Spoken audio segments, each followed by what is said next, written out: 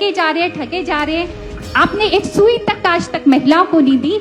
मैं कहना चाहूंगी 1 वर्ष भी आपका पूरा हो गया, आपने महिलाओं को कुछ नहीं दिया। मुख्यमंत्री विधवा एवं एकल नारी आवास योजना आरंभ की गई थी। मैं कहना चाहूंगी ये बिल्कुल 0 के बराबर है। आपने एक भी मकान इन महिलाओं को नहीं दिए हैं, फिर से आपने महिलाओं को ठगा है। ये बहुत गलत बात है। और आप क्या कह रहे हैं, पहले आप मजदूरी कीजिए, 100 दिन मनरेगा में लगाइए, फिर आपको 3 लाख मिलेंगे।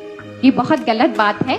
छल कपट आपको उचित नहीं रहता। आप महिलाओं ने आपको जो सत्ता तक पहुंचाया है, जो गैस कनेक्शन फ्री में दिया गया, और एक जो लकड़ी का बोझा जो महिला के सिर पे था, अगर वो बोझा किसी ने उतारा है, माननीय पूर्व मुख्यमंत्री जयराम ठाकुर जी ने उतारा है कि जो पिछली घोषणा है, पिछले बजट में आपने जो घोषणा की है, पहले आप वो घोषणा अपनी पूरी करें।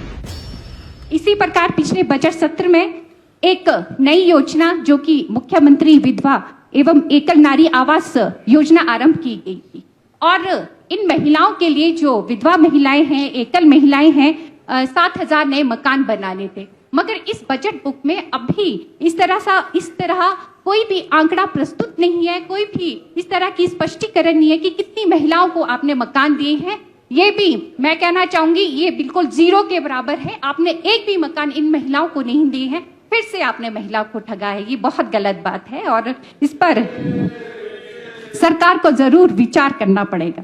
और इस बजट में पेज नंबर 41 में जो महिला एवं एकल महिलाएं हैं, उन्हें मनरेगा जो कामगार जिनकी आय जो वार्षिक आय है 2.5 लाख और कम से कम वो 100 दिन मजदूरी कर चुकी है, केवल उन्हीं महिलाओं को 3 लाख की राशि मकान बनाने में मिलेगी। देखिए फिर से आप ठग रहे हैं महिलाओं। आप क्या कह रहे हैं, पहले आप मजदूरी कीजिए, 100 दिन मनरेगा में लगाइए, फिर आपको 3 लाख मिलेंगे। ये बहुत गलत बात है, क्योंकि आपने क्या कहा था, आपने इस बजट में जो कहा था कि हमने 1,50,000 जो कि मकान बनाने के लिए जो एकल महिलाएं हैं, विधवा महिलाएं हैं, उनको आप देंगे। तो कहीं ना कहीं ये महिलाओं को आपने ठगा है। इस तरह से छल कपट आपको उचित नहीं रहता। आप महिलाओं ने आपको जो सत्ता तक पहुंचाया है, तो आप इस तरह से महिलाओं को आपको ख्याल रखना चाहिए। यदि मैं पिछली सरकार की बात करूं, अब महिलाओं की मैं बात कर रही हूं, तो मैं पिछली सरकार की मैं बात करूं, माननीय जो पूर्व मुख्यमंत्री आदरणीय जयराम ठाकुर जी है, उन्होंने महिला वर्ग के लिए बहुत से कार्य किए हैं, जिनका उल्लेख मैं यहाँ पर करना चाहूंगी। सबसे पहले जो प्रदेश की महिलाएं हैं, उनके लिए जो मुख्यमंत्री गृहिणी सुविधा योजना, ऐसे परिवार, ऐसी महिलाएं जिनके पास अपना गैस कनेक्शन नहीं था, हर घर जो गैस कनेक्शन फ्री में दिया गया, और एक जो लकड़ी का बोझा जो महिला के सिर पे था, अगर वो बोझा किसी ने उतारा है, माननीय पूर्व मुख्यमंत्री जयराम ठाकुर जी ने उतारा है। मैं पूरे प्रदेश की महिला की तरफ से माननीय पूर्व मुख्यमंत्री जी का बहुत बहुत आभार व्यक्त करती हूँ। और आपने क्या दिया, आपने एक सुई तक आज तक महिलाओं को नहीं दी।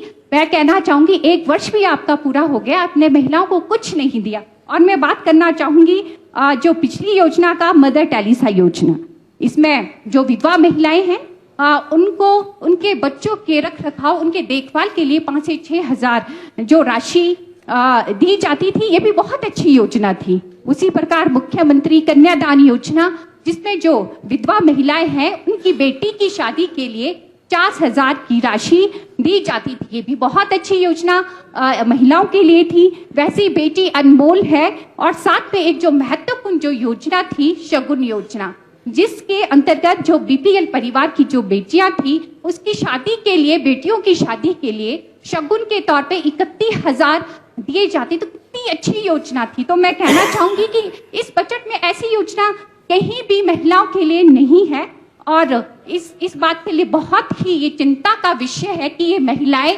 कहीं ना कहीं महिला विरोधी है। और जो इस बजट में मैंने माननीय उपाध्यक्ष जी जो पढ़ा कि पिछले बजट में जो मनरेगा मजदूर थे, उनकी मजदूरी जो 16 रुपए बढ़ाई गई, और अभी भी उनकी जो मजदूरी है उसमें इजाफा किया गया। मगर मैं पूछना चाहूंगी, पहले वाले तो दे दो, आगे वाली की बात आप बाद में करना। तो इस तरह से आप बस ठगे जा रहे हैं। और इसमें 65 जो महिलाएं हैं उनका अपना महत्वपूर्ण योगदान महिलाओं का रहता है। तो मेरा सरकार से निवेदन रहेगा कि जो पिछली घोषणा है, पिछले बजट में आपने जो घोषणा की है, पहले आप वो